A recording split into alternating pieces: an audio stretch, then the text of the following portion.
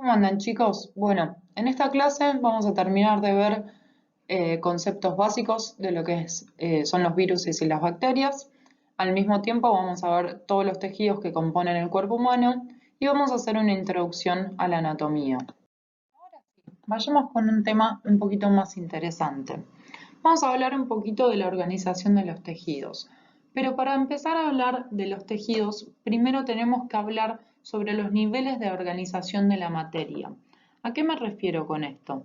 Siempre tenemos que entender cómo está compuesto un tejido a partir de las unidades funcionales de este tejido. Por ejemplo, la materia empezamos con la unidad más chiquita que vendría a ser un nivel subatómico, como por ejemplo tenemos a los protones, a los neutrones. Si nosotros hacemos una combinación de los protones, electrones y neutrones, vamos a formar un átomo. Ese vendría a ser un nivel atómico. Este nivel atómico, uno de los ejemplos que podemos poner es el oxígeno, el carbono, el fósforo. Tenemos un montón de ejemplos en la tabla periódica, por ejemplo. Ahora, si nosotros hacemos un conjunto de estos átomos, agarramos un montón de átomos, formamos lo que nosotros llamamos moléculas. Estas moléculas, ejemplos, podrían ser los hidratos de carbono, los lípidos, las proteínas. Ahora, volvemos a hacer lo mismo, agarramos un montón de moléculas y podemos formar células. Las células, el nivel atómico, molecular y celular lo vimos todo el primer parcial. Ahora, un ejemplo de célula, por ejemplo, es una célula eucariota, una célula procariota. Dentro de las células eucariotas vamos a encontrar las células animales y las células vegetales. Y dentro de las células animales podemos llegar a encontrar ejemplos como por ejemplo una neurona. Una neurona entonces decimos que es una célula. Y por ejemplo yo agarro muchas neuronas y formo básicamente un tejido. Ese tejido lleno de neuronas voy a llamarlo tejido nervioso.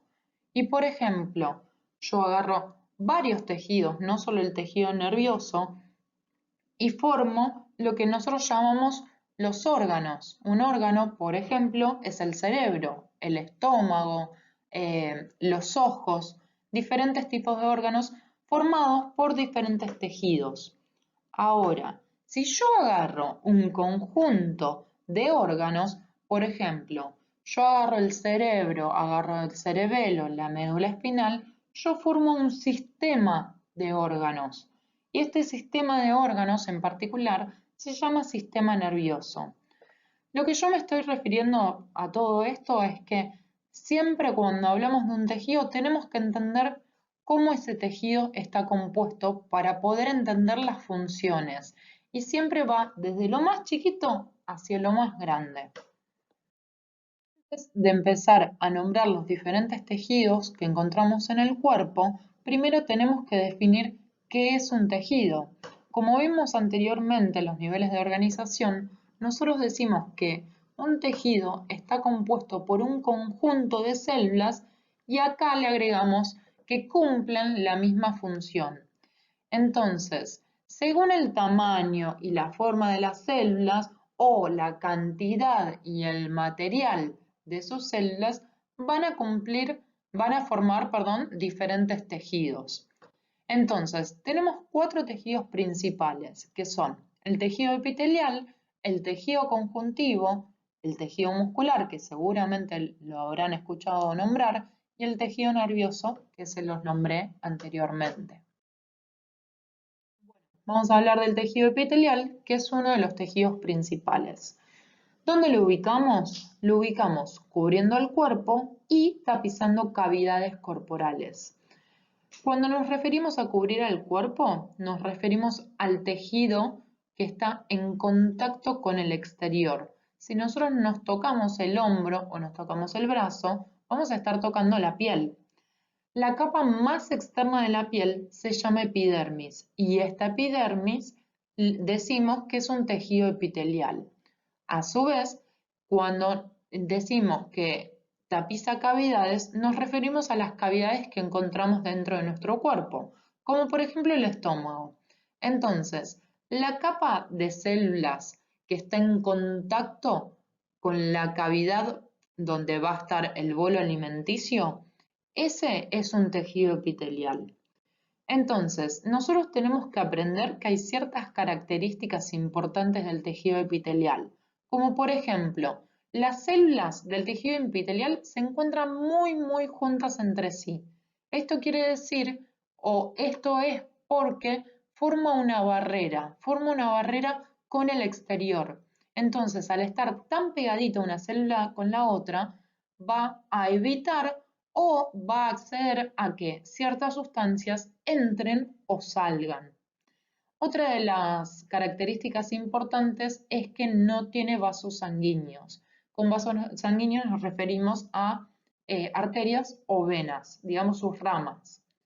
Entonces, el tejido epitelial, según la forma de esas células que lo componen, podemos clasificarlos en células escamosas, que son planas, como vemos en la figura de la izquierda, células cúbicas, que tienen forma de cubo, como vemos en la imagen del medio, y como células cilíndricas que vemos en la imagen de la derecha. Hay una cuarta clasificación que las llamamos transicionales. Este tejido transicional hay varias formas, es una mezcla de, por ejemplo, células cilíndricas y células cúbicas. Bueno, tenemos que tener en cuenta también que aparte de la forma de la célula que compone ese tejido, lo podemos clasificar según cuántas capas tenga ese tejido. Si tiene una sola capa de células con la misma forma, decimos que es un tejido simple. En cambio, si tiene muchas capas de células con la misma forma, decimos que es un tejido estratificado. Acá tenemos una imagen donde podemos ver las diferentes formas, sea la forma de la célula y sea que tenga una capa o más capas. Entonces, si empezamos de izquierda a derecha en la parte más superior, vemos que la primera imagen es una fila, una sola capa de células y todas esas células son planas. Entonces, a este lo llamamos simple escamoso. Si vamos más hacia la izquierda, vemos que también tenemos una sola capa de células, pero estas ya no son planas, estas son cúbicas. Entonces a este lo llamamos simple cúbico. Si vamos más a la izquierda todavía, vemos que tenemos el simple columnar, que el columnar también lo llamamos cilíndrico. Entonces tenemos una sola capa de células, pero todas tienen la misma forma y todas esas formas son cilíndricas. Si vamos de vuelta hacia la izquierda, pero en la parte más inferior, vemos que acá no hay una sola capa de células, que hay más capas de células, pero a su vez las células del inferior son iguales y si voy subiendo capa por capa, tienen la misma forma relativamente. Yo estoy viendo que desde lo más inferior hacia lo más superior va cambiando su forma. Lo más inferior tiene células cilíndricas y voy yendo hacia más arriba y veo que esas cilíndricas se convierten en cúbicas y esas cúbicas se convierten en planas. A este tipo de, de tejido lo llamamos estratificado escamoso, ¿sí? ¿Por qué escamoso? Aunque tengamos diferentes. Porque las células que están más por afuera, o sea, las que están en contacto con las cavidades, son escamosas, o sea que son planas. Ahora, si nosotros vamos más hacia la izquierda, vemos un tejido que tiene dos capas de células y acá son todas iguales, ¿sí? Son todas cúbicas. Entonces a esto lo llamamos estratificado cúbico. Si vamos más hacia la izquierda, vemos que estas tienen varias capas. En este tipo de tejido, no tenemos las capas como veíamos en los tejidos anteriores. Por eso lo llamamos pseudoestratificado, pero a su vez tenemos células en diferentes niveles, por eso es estratificado y no es simple. Y estas células tienen formas cilíndricas o también llamadas columnar, por eso lo llamamos tejido pseudoestratificado columnar. Y nos quedamos con la última clasificación, que es el transicional, que es lo que hablábamos anteriormente. Tenemos todo tipo de células de diferentes formas y no podemos llegar realmente a reconocer ciertas células, o sea, ciertas formas de las células. Entonces, para ir terminando con tejido epitelial, ¿cuáles son sus funciones? Acá en esta diapositiva tenemos un rejunte y un resumen de las funciones que cumplen. Acuérdense que una de las cosas, de las características principales del tejido epitelial es que las células están bien pegaditas una al lado de la otra. Entonces, podemos decir que al formar esta barrera, una de sus funciones va a ser el de protección, o sea que va a proteger al tejido que está por atrás de las cosas que están pasando por delante. Por ejemplo, anteriormente dijimos que el tejido epitelial se encuentra en la capa que está más en contacto con el bolo alimenticio en el estómago. Entonces, si yo ingiero algo que no está muy bueno para mi cuerpo, que otros tejidos no se la van a bancar, el tejido epitelial es el que protege al resto de los tejidos ante esas sustancias o ese alimento que nosotros ingerimos. También cumple otras funciones, como por ejemplo el transporte transcelular, la secreción y absorción. ¿A qué nos referimos con todo eso? Mismo también lo de la barrera celular. Al formar una barrera, yo decido qué es lo que entra y qué es lo que sale. ¿Qué es lo que entra? Lo llamo absorción, o sea que viene desde afuera hacia adentro. ¿Y qué es lo que sale? Lo llamo secreción y va desde afuera hacia adentro. El transporte transcelular también no solo quiere decir que absorbe o secreta cosas, sino que hay otro tipo de transporte de ciertas moléculas. Por ejemplo, en el intestino, si yo quiero absorber hidratos de carbono, bueno, es uno de los ejemplos de transporte transcelular. Y a su vez, tiene una función súper importante, que es la función receptora. ¿Qué quiere decir eso? Que en el tejido epitelial tiene receptores que recibe señales de otros lugares y las traduce hacia el interior, o sea, manda el mensaje ese que recibió al interior del órgano para cumplir una función. El tejido que vamos a estudiar es el tejido conjuntivo. Este tejido también va a tener ciertas características que las vamos a ir viendo, pero hay una particularidad súper importante, es que este tejido conjuntivo presenta formas muy variables. Ahora lo vamos a ir viendo en diferentes ejemplos para que ustedes puedan llegar a entenderlo. Otras características es que es muy abundante, está muy distribuido en el cuerpo y constituye membranas delicadas, como por ejemplo fascias, que es tejido conjuntivo que recubre músculos, por eso dicen que son finas como el papel y mantienen unidas estructuras y le dan forma.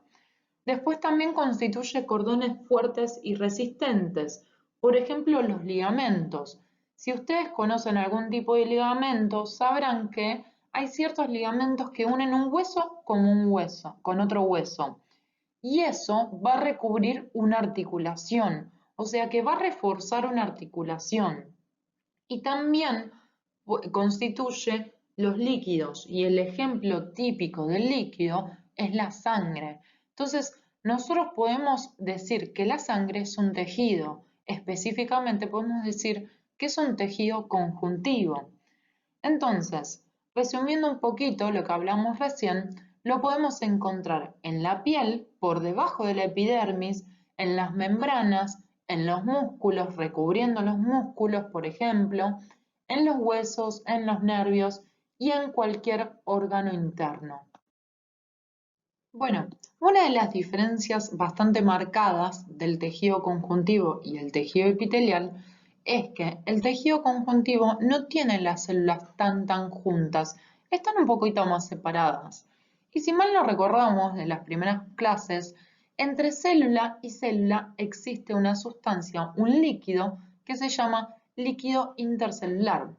Entonces, si yo tengo las células muy pegaditas una a otra, entre medio no va a haber tanto líquido intercelular. En cambio, en el tejido conjuntivo, como las células están más separadas entre sí, va a haber más líquido. Entonces, un tejido conjuntivo va a estar compuesto por diferentes componentes. Uno de ellos son las células, que ahora lo vamos a ver específicamente en cada tejido. Va a estar compuesto también por fibras y la sustancia intercelular, como mencionábamos anteriormente. Entonces, a esta sustancia intercelular también la podemos llamar matriz. Entonces, decimos que la calidad estructural y el aspecto de la matriz y de las fibras van a determinar cuál es la cualidad del tejido conjuntivo.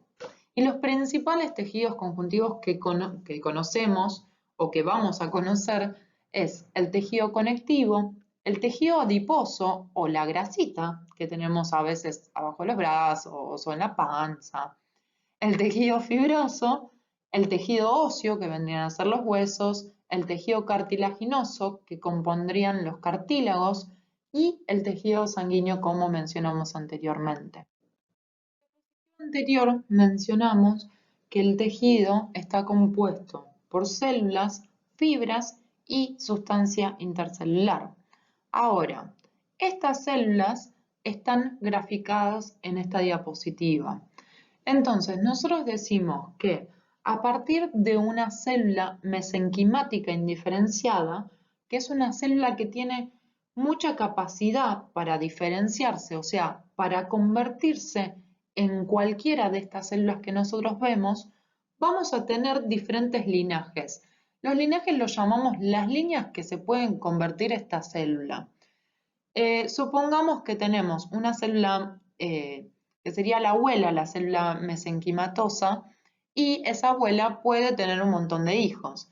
Y estos hijos vendrían a ser el condroblasto, el adipocito, el fibroblasto, y cada uno de esos hijos va a tener a su vez, o va a conformar, o sea, va a tener otras células, o va a conformar un tipo de tejido, para que lo entiendan. Entonces, la célula mesenquimática indiferenciada, quiere decir que todavía no tomó ningún camino, puede llegar a ser un condroblasto. El condroblasto, a su vez, se puede diferenciar o se puede convertir en otra célula que se llama condrocito. Y el condrocito va a terminar formando parte del tejido cartilaginoso. Otro ejemplo son los adipocitos. Vienen también de la célula mesenquimática indiferenciada. Y, a su vez, los adipocitos forman lo que nosotros conocemos como el tejido adiposo o la grasita. También tenemos los fibroblastos que forman el tejido conectivo propiamente dicho. Ahora lo vamos a ver en qué lo forma. Tenemos los osteoblastos que se pueden convertir en osteocitos y formar el tejido óseo. Y después tenemos algo que es bastante importante, que es la célula madre hemopoyética, que proviene también de la célula mesenquimática, y esta célula madre hemopoyética se puede diferenciar en todas las células que componen la sangre, como por ejemplo los linfocitos, células plasmáticas, cebadas, monocitos, los eritrocitos que los conocemos como glóbulos rojos, y después tenemos la serie blanca, o sea, los glóbulos blancos, que tenemos los neutrófilos, eosinófilos y basófilos. También es importante que sepan que en los glóbulos blancos también están los linfocitos que mencioné anteriormente. Para ir terminando con el tejido conjuntivo, vamos a hablar de sus funciones.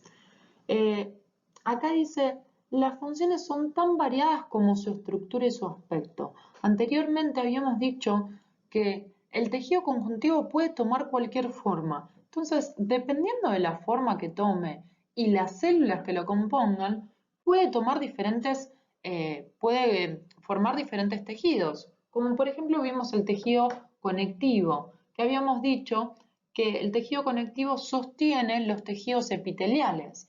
También vimos el tejido adiposo, por ejemplo, que forma la grasita. Esa grasita nosotros decimos, bueno, qué garrón que esté en nuestro cuerpo, pero a su vez tiene una función importante, que es la función de reserva energética. Ahí es donde el cuerpo va a reservar energía, ¿sí? Entonces, una de las formas, ustedes dicen, bueno, ¿reserva de energía de qué? Si yo me la paso un día entero o 2 días enteros sin comer, el cuerpo va a necesitar igualmente energía y ese es uno de los lugares donde va a buscar energía. También hablamos sobre el tejido fibroso y lo que no les mencioné, que me olvidé, es que el tejido fibroso va a estar compuesto por fibras de colágeno o fibras elásticas que le va a dar forma a ese tejido, ¿sí? Como por ejemplo en la piel. También tenemos el tejido óseo, que hablamos de los condrocitos y de los condroblastos, que van a formar el hueso en sí, el cartilaginoso, que van a formar los cartílagos, y el sanguíneo, que es una de las formas que tiene el tejido conjuntivo, en forma líquida. Ahora, como dije, sus funciones van a depender muchísimo, pero si nosotros agarramos todos estos tejidos y buscamos funciones en común, vamos a encontrar que tienen funciones de sostén, de relleno o amortiguación, de defensa y de nutrición. Ahora, ¿cómo se dan estas funciones? Dijimos que una de sus funciones es la de sostén. Este sostén es proporcionado a los órganos gracias a que el tejido conjuntivo forma tejido óseo, o sea, hueso, y también forma tejido cartilaginoso, o sea, cartílagos. A su vez, la nutrición es porque este tejido tiene vasos sanguíneos, a diferencia del tejido epitelial que no tiene. Entonces, una de las grandes funciones de nutrición va a ser al tejido epitelial. No quiere decir que sea el único, pero este va a necesitar irrigación. Acuérdense que todos los tejidos vivos necesitan una irrigación. La función de relleno va a ser porque va a unir estructuras vecinas y la de defensa se va a dar, como hablamos anteriormente, porque puede dar células de la inmunidad, o sea, células, glóbulos blancos que participan en la defensa del cuerpo contra microorganismos como las bacterias y los virus que hablamos al principio de la clase. Y el último tejido principal que habíamos descrito anteriormente es el tejido nervioso. Anteriormente les estuve ya mencionando un poquito del tejido nervioso. Entonces vamos a decir que este tejido, como cualquier otro tejido, está compuesto por células. Ahora, el tejido nervioso va a estar compuesto por dos tipos de células. Una se van a llamar neuronas, y las vamos a decir que son las unidades funcionales y conductoras del sistema nervioso. ¿Qué quiere decir que son unidades funcionales? Que si yo saco esa célula de ese tejido, no va a cumplir ningún propósito, ¿sí? A su vez, podemos decir que las neuronas cumplen la función de transmitir información de una neurona a otra neurona para cumplir una función, ¿sí? Después tenemos, el otro tipo de células que tenemos son células de la glía, que estas células de la glía también son muy importantes, porque si yo saco las células de la glía del tejido nervioso, el tejido nervioso tampoco va a cumplir ninguna función. Estas células de la glía están especializadas en la conexión y el soporte. ¿Qué quiere decir esto? Que van a ayudar a las neuronas a conducir esa información de célula a otra célula y a su vez le van a formar como un soporte, las van a aguantar, por así decirlo. Por eso les digo, una sin la otra no cumplen una función. Y hablemos un poquito de cómo están conformados las neuronas. En este dibujo nosotros vemos una neurona con sus diferentes porciones. En el medio Acá vemos un circulito verde. Ese circulito verde representa el núcleo de la neurona. Entonces, todo lo que está alrededor de ese núcleo va a formar el cuerpo celular. En el caso del tejido nervioso, este cuerpo celular también lo vamos a llamar soma.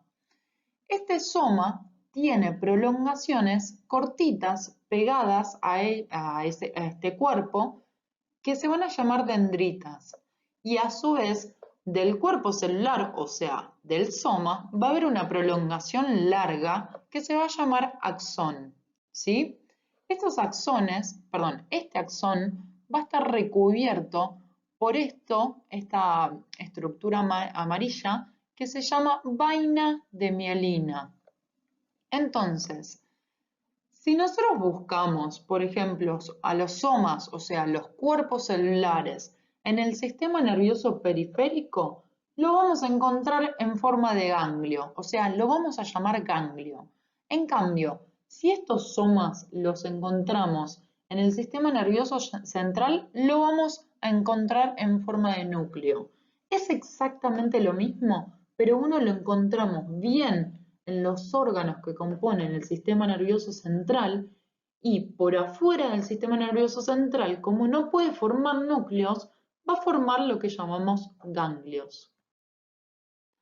Acá en esta diapositiva vemos dos imágenes. La imagen superior está representando una neurona solita y vemos que tiene un núcleo, alrededor de ese núcleo tiene ese cuerpo celular llamado soma, y de ese soma entran un montón, digamos, salen un montón de prolongaciones cortitas que las llamamos dendritas.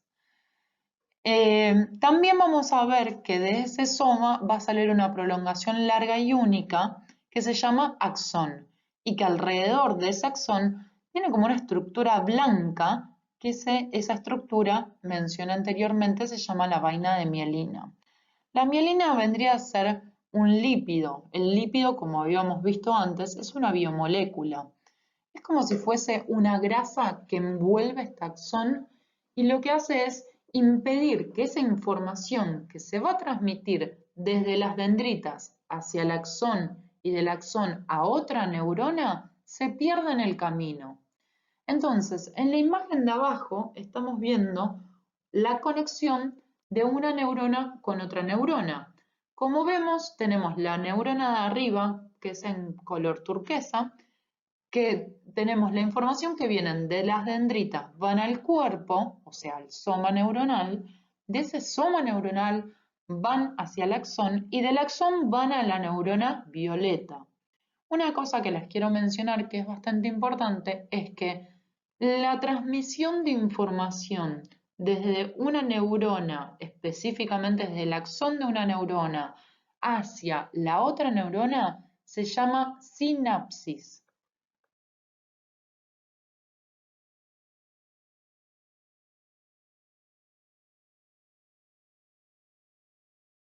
Ahora, las neuronas las podemos clasificar según la cantidad de prolongaciones que tengan. Si nosotros vemos esta diapositiva, en los dibujos de la parte de más arriba, vemos 3 neuronas donde le salen un montón de prolongaciones por todos lados. A estas neuronas las vamos a llamar neuronas multipolares. Ahora, en los dibujos de más abajo y de la izquierda, vamos a ver dos neuronas que salen dos prolongaciones nomás. Entonces, a estas neuronas las vamos a llamar neuronas bipolares. Y los dibujos de la derecha, en la parte más superior, tenemos un cuerpo que de donde de ese cuerpo sale una sola prolongación y después se divide en dos. Entonces, a esa neurona la llamamos neurona unipolar. La neurona que está abajo, que dice anaxónica, quiere decir que es una neurona que no tiene un axón, que su función no es la de transmitir un mensaje, sino que esta neurona anaxónica va a estar entre dos neuronas y va a compartir el mensaje. O sea que el mensaje va a ir desde una neurona a la otra y desde la otra hacia esa misma neurona, ¿sí? Ahora, Las segundas células que habíamos hablado que componían el tejido nervioso eran las células de la neuroglía. Estas células de la neuroglía son varias, no es que es una sola. Entonces, tenemos los astrocitos, que son células que tienen un montón de patitas, que las vamos a ver como estas células celestes, que esas patitas van a estar contactando los vasos sanguíneos y va a formar uno de los soportes estructurales del tejido. A su vez, tenemos los oligodendrocitos que están en amarillo, están en rosa. Estos oligodendrocitos van a formar lo que les había mencionado anteriormente, que se llama la vaina de mielina, y esa vaina de mielina va a favorecer la conducción de ese impulso, de esa información que pasa por el axón. ¿Cómo? Evitando que esa información salga del axón hacia el exterior. O sea que se mantiene la información desde una punta hacia la otra. Después tenemos la microglía, que forma parte de la nutrición de las neuronas, y tenemos las células del empéndimo, que van a participar en la remoción de los desechos y la defensa del sistema nervioso. Bueno, y para ya ir terminando, vamos a hablar de las funciones del tejido nervioso. Les prometo que queda muy poquito de la clase. Entonces, la función bastante esencial del tejido nervioso es la de coordinar el funcionamiento de diferentes órganos. ¿Qué quiere decir esto? El sistema nervioso va a controlar, por ejemplo, a cada órgano del sistema digestivo que cumple una función en particular. Entonces, nosotros ingresamos alimento en nuestro cuerpo, el estómago lo va a degradar, el intestino grueso y delgado van a absorber y van a formar las heces. Entonces, toda esa coordinación va a estar dada gracias al tejido nervioso. A su vez tenemos otras funciones, como por ejemplo responder a estímulos, y eso lo podemos ver, por ejemplo, si nosotros prendemos la hornalla y ponemos la mano arriba del fuego, nuestra respuesta al estímulo de calor y que me estoy quemando va a ser retirar la mano. O sea, de alguna forma va a proteger al cuerpo ante diferentes estímulos, respondiendo a esos estímulos. Y también elaborar una respuesta, como les dije, si yo tengo la mano arriba de la hornalla y me estoy quemando, no solo mi cuerpo está recibiendo un estímulo de que me estoy quemando, sino que va a sacar la mano y va a elaborar una respuesta que es una respuesta para salvar el cuerpo, para cuidar al cuerpo de una manera, ¿no? Y después, la última función es adaptar al individuo a los cambios del medio. No es lo mismo que tengamos una persona que vive en el medio de la selva como la persona que vive en el medio de la ciudad. Entonces, ayuda en formas diferentes a poder que esa persona pueda adaptarse a diferentes cambios. A eso se refiere particularmente.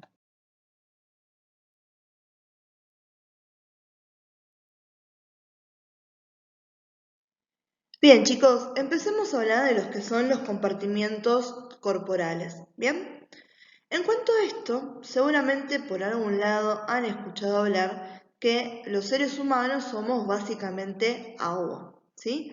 Y eso en realidad, si lo escucharon, no está mal, es así, es verdad. Pasa que uno cuando dice esto suena bastante raro porque dice, bueno, yo me miro, me toco y soy sólida, entonces digo, ¿el agua dónde está? ¿Dónde está todo ese líquido que no lo veo? El tema es que nos estamos olvidando que nosotros estamos constituidos por estas unidades que son las células. Y si recordamos de biología, la célula tenía en su interior el citoplasma, que el citoplasma, ¿sí?, estaba formado por lo que era el citosol, que era la parte líquida, y el citoesqueleto, que iban a ser las proteínas. ¿Bien? Pero bueno, ese citosol, ¿sí?, es líquido, entonces nuestras células, ¿sí? Que son los constituyentes de absolutamente todo lo que somos, tienen gran contenido acuoso en su interior, ¿sí? Entonces, es verdad, un 60% de lo que somos nosotros van a ser líquidos. Y el otro 40% va a estar compuesto, ¿no? Toda la parte sólida, estamos hablando de proteínas, estamos hablando de minerales, estamos hablando de lo que va a ser grasa, ¿sí? Ahora, una cosa con esto, ¿sí? Antes de empezar a hablar de cómo se distribuyen estos compartimentos y cómo se sigue repartiendo el agua, esto que estamos diciendo ahora y cómo lo vamos a dividir, lo estamos haciendo para un adulto, ¿sí?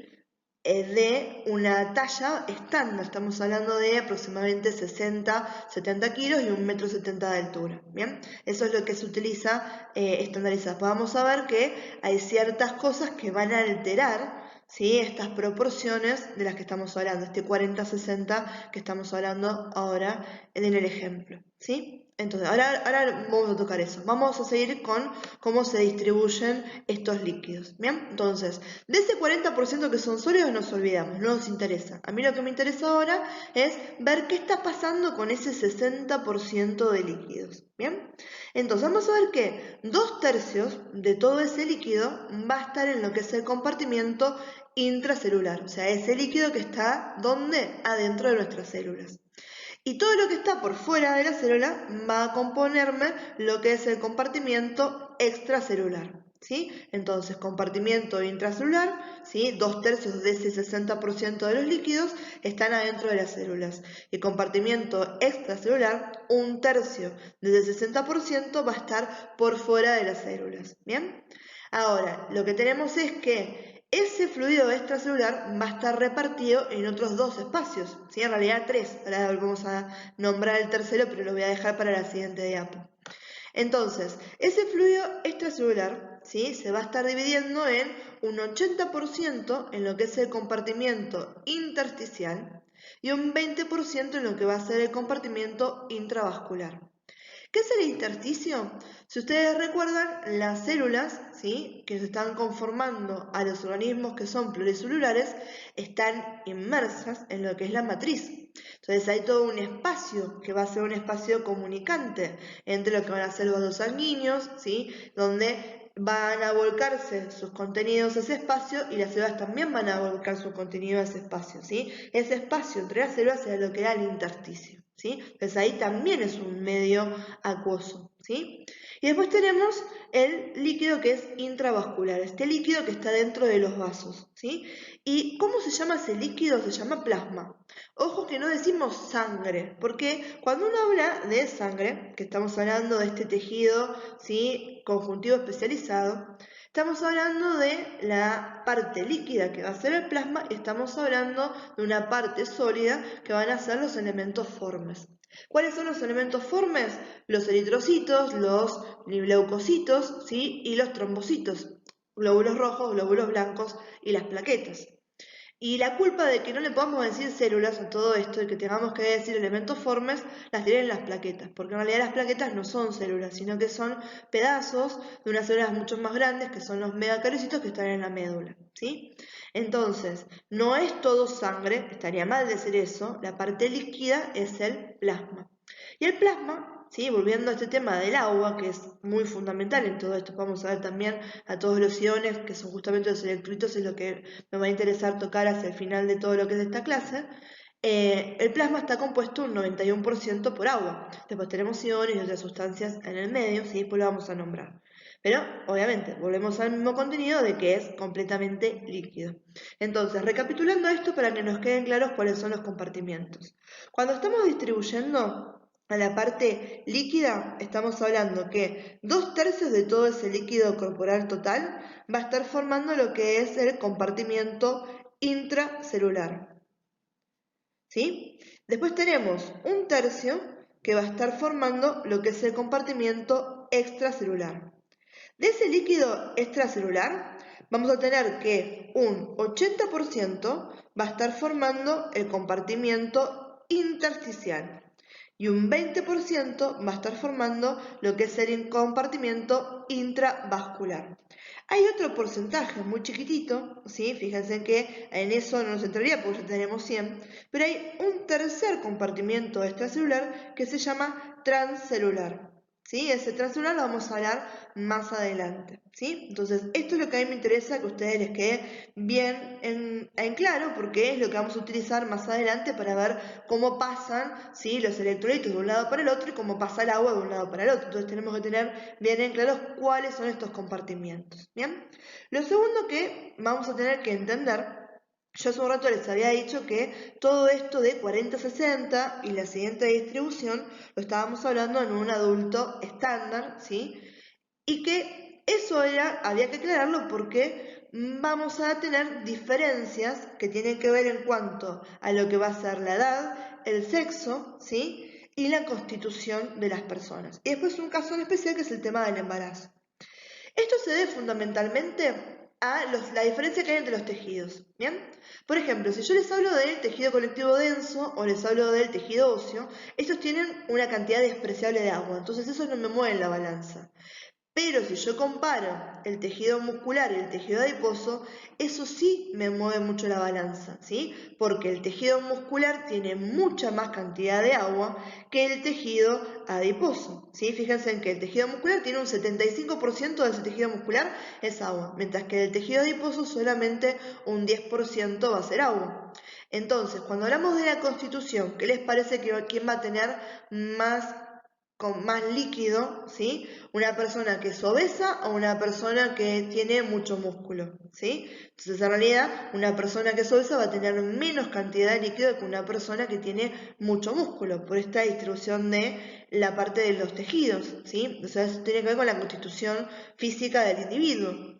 Y en esto también tiene que ver la distribución corporal de músculo y grasa es diferente entre los dos sexos biológicos. Se considera que el hombre tiene mucha más distribución muscular que la mujer, mientras que la mujer tiene mucha más distribución adiposa, ¿sí? Las mamas, ¿sí?, son adiposas, ¿sí?, la distribución que tenemos a nivel de las caderas, ¿bien? Entonces, de vuelta, el porcentaje en los hombres de líquido va a ser mayor que en las mujeres. Y esto tiene que tener también que ver el tema de las edades, ¿sí? En los adultos mayores está pasando algo de que el contenido total de agua es un 50%, fíjense en que 10% menos de lo que estamos hablando. Y en referencia a los recién nacidos, ¿sí?, o a los infantes, que tienen un 70%, ¿sí?, de líquido, ¿sí?, obviamente están un 20% por debajo de cómo arrancamos en esta vida.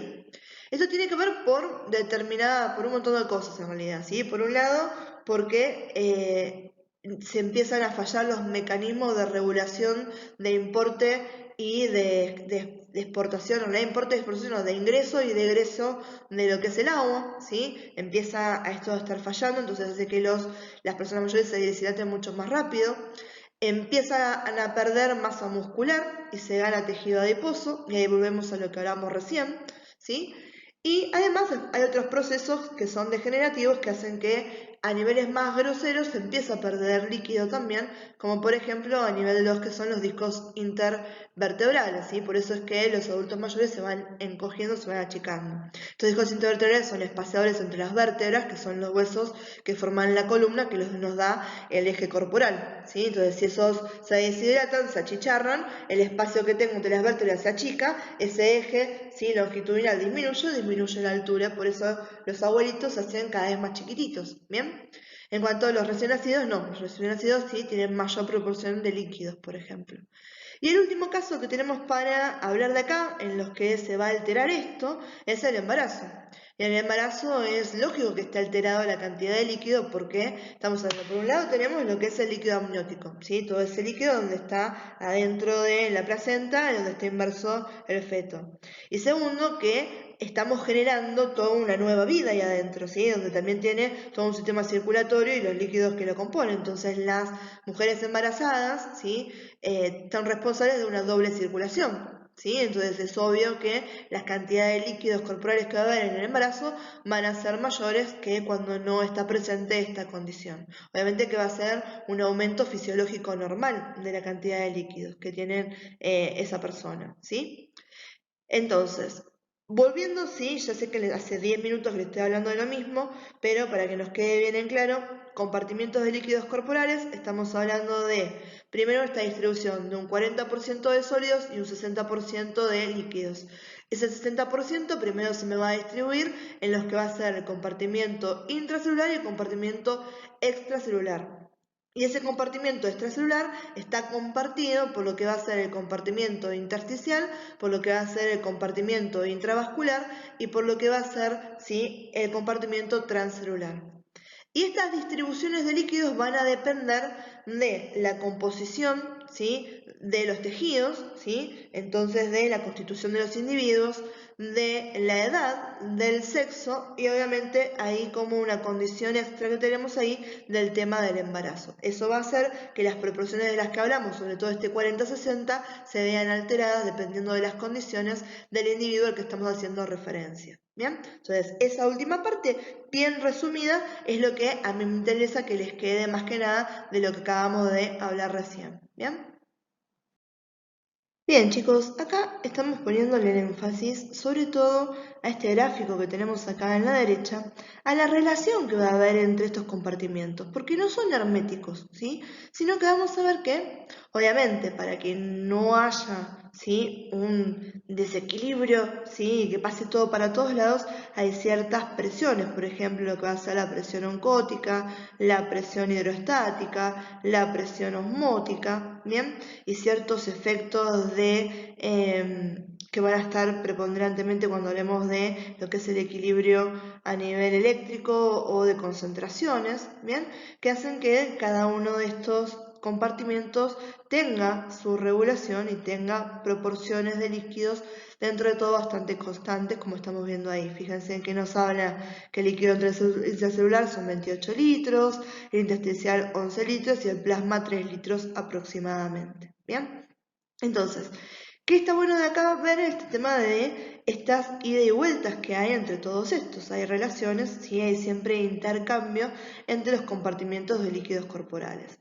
Esos intercambios se tienen que dar en equilibrio, ¿sí? Fíjense con todo lo que les nombré recién, todo eso tiene que estar de cierta manera de que esto funcione. Esa forma de buscar el equilibrio es lo que se busca entonces la homeostasis del medio interno, ¿sí? Homeostasis es la regulación y el mantenimiento de las condiciones en un grado de funcionamiento fisiológico. ¿Bien? Entonces, de acá hay una cosa interesante, ¿sí? Fíjense que tenemos, yo ya les había hablado, el tema de los ingresos y los egresos, ¿sí? Muchas veces el ingreso tiene que ver con este mecanismo de la sed, ¿bien? Y la incorporación de líquido, ¿bien? Y los egresos, ¿sí?, las pérdidas las tenemos a nivel de los riñones, con lo que es la orina, ¿sí?, de los pulmones, ¿sí? Parece medio raro, pero bueno, perdemos lo que es humedad a través de lo que es los pulmones, ¿sí? Seguramente han visto si uno empaña el aliento sobre un vidrio que hay condensación, entonces esa humedad y agua, ¿sí?, se pierde líquido. Hablamos de las heces, ¿sí?, también hay líquido por ahí, de lo que es el sudor y también a través de la piel se pierde agua constantemente, ¿sí? Entonces tenemos ingresos y tenemos egresos. Entonces, la regulación del volumen total corporal de agua es interesante, ¿no? Es una de las cosas que es importante a nivel fisiológico en el cuerpo de hacerse. Otra cosa que llama la atención en este gráfico, ¿sí?, es ahí al costadito que tenemos a los linfáticos, ¿sí?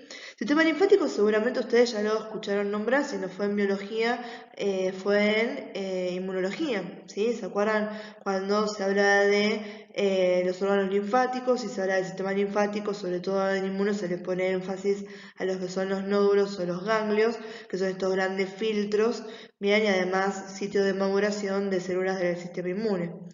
¿Qué son los linfáticos? Los vasos linfáticos van a constituir todo un sistema de desborde del líquido tisular o del líquido intersticial que no puede volver por sus propios medios a la circulación sanguínea y lo hace a través de los vasos linfáticos convertida en este líquido que se llama linfa y que tiene una composición extremadamente similar al plasma, ¿sí? Entonces esto me devuelve todo ese filtrado del intersticio hacia el sistema venoso, ¿sí?, circulatorio. ¿Bien?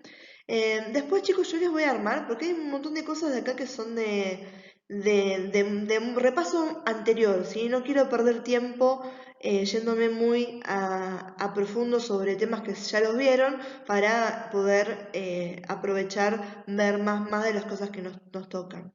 Entonces ustedes tienen como la suerte y la desgracia de que yo doy biología y doy inmuno y además doy anatomía, entonces tengo armado ya powers narrados por suerte además con todos estos contenidos. Así que lo que les voy a armar es un anexo, ¿sí? Que va a ser tipo Frankenstein, con todas estas cosas que les estoy hablando, sobre todo el tema de, bueno, linfáticos que les nombré recién, y más que nada toda la parte de transporte celulares para después poder entender un poquito cuando hablamos, ¿sí? De los electrolitos y de cómo van a difundir o cómo van a transportarse a través de todos estos compartimientos, ¿sí? Entonces eso se lo voy a poner, se los voy a subir como un anexo y van a tener esa información para chequear si yo les hablo de algo en este Power y de golpe se dan cuenta de que no se acuerdan lo que vieron en biología o no se acuerdan esas cosas que por ahí se tocaron en materias anteriores de la carrera. ¿Bien? Entonces, eso es lo que me interesa que vean ahí en ese gráfico, ¿sí? Sobre todo está bueno el tema de las relaciones. Igual me conocen y saben que gráficos como este lo van a tener de diferentes maneras, creo que en 4 o 5 diapositivas más, para poder que nos quede bien en claro las relaciones que tenemos entre estos compartimientos, ¿sí? Y acá tenemos de vuelta, ¿sí? Yo ya les había nombrado en la diapo anterior que en realidad en ese compartimiento extracelular no tenemos solamente al compartimiento intersticial y al compartimiento, ¿sí? Intravascular, sino que hay un tercer compartimiento, ¿sí? Al que llamamos transcelular. Y este compartimiento transcelular a veces nos queda perdido ahí, depende de algunos libros, a veces no los nombran, pero también es interesante este, ¿sí? Estamos hablando de aquel líquido que va a estar circunscripto a ciertas áreas específicas. Por ejemplo, ¿sí? Los espacios sinoviales, estamos hablando de las articulaciones sinoviales, estas que tenían cápsula y dentro había este líquido, a lo que es la cavidad peritoneal, ¿sí? A lo que es la cavidad pericárdica, a lo que es la cavidad pleural, por ejemplo, la cavidad intraocular, ¿bien? Son todos lugares, ¿sí? Donde hay pequeñas cantidades de líquidos en condiciones normales. Cuando estamos hablando sobre todo, ¿sí? De estos espacios, ¿sí? Vamos a hablar de que son interesantes para nosotros, sobre todo cuando hay patologías, porque son los llamados espacios potenciales. ¿Qué quiere decir? Que en condiciones normales nunca voy a encontrar más de 100 mililitros de líquido ahí adentro. Tengo líquido en condiciones normales en pequeñas cantidades porque todos estos son lugares donde voy a tener fricciones entre las diferentes hojas, ¿sí? Que están componiendo los límites de estas cavidades, ¿sí? O de estos compartimientos, espacios virtuales o potenciales que estamos hablando. Por ejemplo, ¿sí? Cuando hablamos de el pericardio, es una membrana fibrocerosa que recubre el corazón y los grandes vasos. El corazón no es estático, el corazón late, y cuando late se contrae, ¿sí? Y se extiende, y ese movimiento, ¿sí? Fíjense que tiene que tener algo que lo deje moverse libremente y que no me roce con nada, porque en el roce o en la fricción, ¿sí? Ahí tenemos daño. Yo no quiero que se me dañe el corazón, no quiero que se me dañen las articulaciones, no quiero que se dañen los órganos, ¿sí? La mayoría de los órganos abdominales, ¿bien? Entonces, hay pequeñas cantidades, ¿sí? De líquidos, ¿bien? Ahora, ¿por qué se llaman espacios potenciales? Porque cuando hay alteraciones, ¿bien? En las fuerzas que me mantienen en líquido en cada uno de estos compartimientos, ¿sí? O hay alteraciones en la composición iónica o la composición de los solutos que tengo en cada uno de estos compartimientos, ahí entro en un grado fisiopatológico, ¿sí? Y entonces a veces puede haber, tanto sea por trasudado o por exudado, ¿sí? Acumulación anormal en estos espacios potenciales, ¿bien? Que vamos a hablar, que podemos hablar de tener edema o podemos hablar de tener derrames, ¿sí? Eso después se los voy a nombrar en un ratito, ¿sí? Entonces, bueno, también son interesantes esto, y ese líquido transcelular está bueno para tenerlo en cuenta dentro de lo que es la visión grande que teníamos recién de los compartimientos de líquidos corporales, ¿sí? En realidad, en condiciones normales me están constituyendo muy poquititos, ¿sí? En conjunto hablamos de 1 a 2 litros aproximadamente, en realidad está más cercano al litro solamente que a los 2 litros, ¿bien? Bueno, ahora en un ratito nos vamos a poner las pilas y vamos a empezar a hablar un poco más en detalle de los que van a ser los cationes y los aniones y la distribución que van a tener dentro de los diferentes compartimentos. Pero antes de llegar a eso, nombremos algunas generalidades para saber cuáles son los fundamentos o a grandes rasgos en qué se nos están diferenciando estos compartimentos de los que venimos hablando. Entonces, el líquido intracelular vamos a ver que va a contener grandes cantidades de potasio, de magnesio, proteínas sobre todo, ¿sí? Y en contrapartida va a tener menos cantidades, por ejemplo, de calcio, ¿sí? Menos cantidades de bicarbonato y menos cantidades también de lo que va a ser el sodio, ¿sí? Menos cantidades no significa nada, quiere decir menos cantidades que el otro, ¿bien? Va a incorporar todos los que van a ser los nutrientes que vienen desde lo que es el líquido extracelular, ¿sí? Nutrientes, también oxígeno, y al líquido extracelular va a volcar dióxido de carbono, ¿sí? Y todos aquellos productos del metabolismo celular.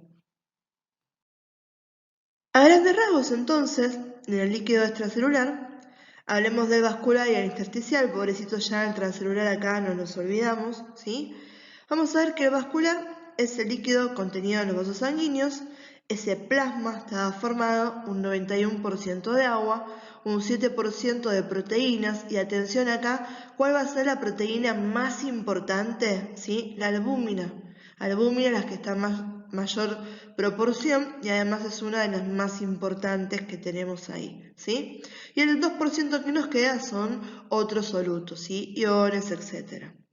El líquido intersticial, ¿sí? Va a ser aquel líquido que está contenido en el intersticio, que era este espacio entre las células, ¿bien? Este va a ser muy similar en su composición al plasma, porque es un filtrado que proviene de ahí, que llega desde los capilares, ¿sí? Pero, ¿en qué va a diferir? En el tema de las proteínas. Las proteínas me quedaron ¿dónde? En los vasos sanguíneos, ¿sí? Porque las proteínas, ¿sí? Generalmente tienen mayor peso molecular y no pueden atravesar los capilares con tanta facilidad. ¿Quiere decir que no voy a encontrar ninguna proteína? No, voy a encontrar proteínas, ¿sí? Pero en mucha menor cantidad que lo que tenía en el espacio, ¿sí? Intravascular, ¿sí? Este líquido intersticial entonces va a tener un sorbete acuoso donde va a haber también aminoácidos, azúcares, ácidos grasos, coenzimas, hormonas, neurotransmisores, salas minerales, productos de desechos, ¿sí? Entonces fíjense que este realmente es un medio, ¿sí? Es como bien, por eso es intersticio, es bien intermediario, está ahí en el medio donde pasa todo, ¿sí? En este vuela para el lado, es el punto medio entre lo que va a ser el intravascular y lo que va a ser las células, que son los dos grandes núcleos que tienen que comunicarse sí o sí, y este está en el medio, ¿sí? Ahora, ¿de qué va a depender básicamente todo esto que dijimos recién? De los intercambios que haya entonces entre los tejidos, ¿sí? La célula de los tejidos y la sangre, ¿sí? Entonces fíjense, por eso es que encontramos tantas cosas acá en el medio, ¿sí? Este también es importante, pero generalmente uno siempre se enfoca en lo que va a ser la célula y lo que va a ser, ¿sí? El compartimiento intravascular, porque esa relación en la que uno habla, y a veces nos olvidamos que en el medio está este intersticio. Y en todo esto, ¿sí? Un componente que a veces nos olvidamos, lo venimos nombrando, pero es como que está tan metido que quizá no le damos la importancia que tiene, y es el agua, ¿sí? El agua es extremadamente importante, ¿no? Vamos a ver que obviamente es importante para la vida, sin agua no vivimos, sin agua no se pueden llevar a cabo ninguno de los procesos químicos a nivel celular, ¿sí? Y vamos a ver que a nivel de todo lo que es regulación del mecanismo, ¿sí? Hidrosalino y demás, el agua va a ser un regulador de la osmolaridad.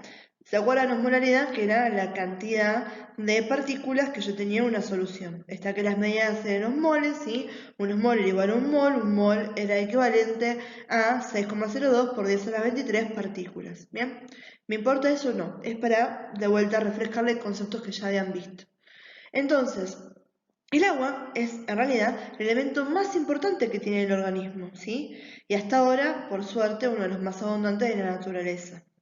En el caso del organismo, sí es tan interesante y tan importante porque toda la actividad intracelular se está realizando en ese medio líquido. Lo que les decía recién, sin esto no tenemos interacciones químicas, sin interacciones químicas no vivimos, ¿bien? Y el tema de cómo se mantiene el equilibrio, cómo se mantiene la homeostasis, tiene mucho que ver en el movimiento que van a tener los elementos que ingresan y egresan de la célula, ¿sí? Y estos están medidos a través del movimiento de agua, ¿sí? El agua entra o sale y cuando entra y sale me está arrastrando con ella ciertas cosas, como por ejemplo los electrolitos que estábamos hablando ahí, o los productos de desecho, ¿sí? No solamente eso, sino que obviamente el agua tiene otras funciones, ¿sí? Forma parte de los que eran las secreciones glandulares, va a ser el solvente entonces de todas estas reacciones químicas de las que estamos hablando, va a ser un medio de transporte, ¿sí? También lo acabamos de normal recién. En cuanto a lo que es la temperatura, el agua es un termorregulador, ¿sí? Mantiene la volemia, la cantidad total de líquido que tenemos en el cuerpo, ¿sí? A través de eso también se mantiene la presión arterial, ¿sí? La presión, y obviamente va a dependerme también del agua la concentración de los electrolitos que yo tenga, ¿sí? Entonces el agua va a ser este elemento que va a estar pasando por absolutamente todos los compartimentos. Y en base al agua es que se realizan un montón de los conceptos, ¿sí? De intercambio a través de estos compartimentos, ¿sí? Estos conceptos de hablar de osmolaridad, hablar de presión osmótica, presión hidrostática, ¿sí? Para hablar de las concentraciones que van a tener de un lado y del otro, ¿sí? El agua va a estar extremadamente metida a través transversal a todos esos temas, ¿sí? Entonces no nos olviden de la importancia que tiene el agua para nosotros y la importancia que tiene el agua como este regulador o como este, ¿sí? Parámetro que me está marcando bien el eje de cómo se están transportando, ¿sí? Estas sustancias que son tan importantes para lo que va a ser el metabolismo hidrosalino, ¿sí? Hidrosalino, estamos hablando de agua y sales, ¿sí? O sea, en realidad estos electrolitos que estamos nombrando y los cuales, ¿sí? Vamos a desarrollar más adelante. Bien, ya que estuvimos hablando del agua, me interesa volver a retomar este concepto, ¿sí? Fíjense en que este gráfico es muy parecido al que vimos hace un par de diapos, pero de forma longitudinal. Y obviamente este es un poquito más lindo que el otro gráfico que teníamos ahí. Pero lo que me interesa de acá es hablar un poquito, ya que de vuelta estamos nombrando la importancia que tiene el agua, ¿sí? De lo que es el balance hídrico. Ese balance hídrico que es el equilibrio entre los ingresos y los egresos de agua en el organismo y su pasaje a través de estos compartimentos de los que tenemos, ¿sí? Entonces, el ingreso del agua va a ser predominantemente por forma exógena, o sea, aquella agua que estamos incorporando a través de lo que comemos y a través de lo que tomamos, ¿sí? Y una pequeña cantidad del agua, ¿sí? Se genera de forma endógena a raíz de reacciones químicas dentro del organismo, ¿bien? Entonces, eso ya está dentro del organismo, ¿sí? Todo lo que sea agua endógena. ¿Qué pasa con esta ingesta de agua? ¿Sí? La ingerimos a nivel de lo que es el sistema digestivo, ¿sí? A través de las membranas del sistema digestivo, esta agua está pasando a formar parte ahora del volumen del líquido intersticial y de ahí empieza a estar en toda esa vorágine, ¿sí? Que habíamos hablado de distribución entre los diferentes compartimentos, el compartimento intracelular y el compartimento extracelular que estábamos hablando, ¿sí? Y después tenemos todo lo que va a ser, ¿sí? La pérdida, ¿sí? O los egresos que tenemos de agua para que este balance hídrico me quede en cero. O sea, tanto entra, tanto se va de formas, ¿sí? Equitativas, ¿sí? De formas igualitarias, equilibradas, ¿bien? Entonces, ¿por dónde perdíamos agua? O sea, ¿cuáles eran los lugares normales de donde íbamos a excretar agua? Teníamos que a nivel del sistema del tracto gastrointestinal o del sistema digestivo perdíamos agua con las heces, ¿sí? Y cuando estábamos hablando de a nivel vascular perdíamos agua por filtración y todo a nivel de los riñones en lo que era la orina, ¿sí? Después teníamos las pérdidas que se llaman insensibles, que son aquellas que no controlamos, que es toda el agua que se nos iba con los pulmones, eso es lo que se ha comentado de la humedad que tiene el aire, ¿sí? Ese que estamos expirando todo el tiempo, ¿sí? Y aquella agua que se nos va en todas estas secreciones, ¿sí? En realidad, de las glándulas sudoríparas que tenemos a nivel de la piel, ¿sí? Y esto es interesante que ustedes los tengan y que este balance hídrico es fundamental para la sobrevida de los pacientes, ¿sí? Y que muchas veces cuando este balance hídrico se ve alterado, nos está dando una indicación de que el paciente algo mal tiene, ¿sí? Por ejemplo, una de las cosas que tenemos para recordar eso, ¿se acuerdan cuando vimos patología diabética? Y que decíamos que uno de los síntomas para recordar de los diabéticos es que van a tener poliuria y polidipsia. ¿Qué es poliuria? Sí, y van a orinar un montón. ¿Y qué va a ser polidipsia? Sí, la sensación constante de sed. ¿Y esto por qué viene? Porque de vuelta, ¿sí? ¿Qué pasa? El diabético tiene mucha cantidad de glucosa en sangre. Entonces no es que la glucosa en sangre me está haciendo el efecto que tiene el sodio, por ejemplo, de retener agua, pero la glucosa en sangre la estamos eliminando un montón por orina, ¿sí? En el caso de los diabéticos. Y cuando elimino glucosa, la glucosa ahí me está arrastrando más agua y por eso es que el diabético orina más. Y entonces, cuando tengo esas pérdidas de agua, ¿sí? Lo que tengo después es esa sensación de sed porque el cuerpo que busca siempre el equilibrio. Entonces te dice, bueno, se me está yendo el agua por ahí, tengo que incorporarla de alguna manera, ¿sí? Bueno, estimulo todo lo que es el mecanismo de la sed para que esta persona ingrese agua, ¿sí? Entonces fíjense cómo, de vuelta, ahí tenemos una representación de cómo este balance hídrico es sumamente importante y cómo lo podemos asociar con diferentes patologías, ¿sí? Entonces, de vuelta chicos, acá lo que me interesa es que tengan en cuenta eso más que nada, ¿sí? De vuelta todo lo que hemos hablado de cómo se incorpora el agua, cómo se va el agua, ¿sí? Y la importancia entonces de este balance hídrico.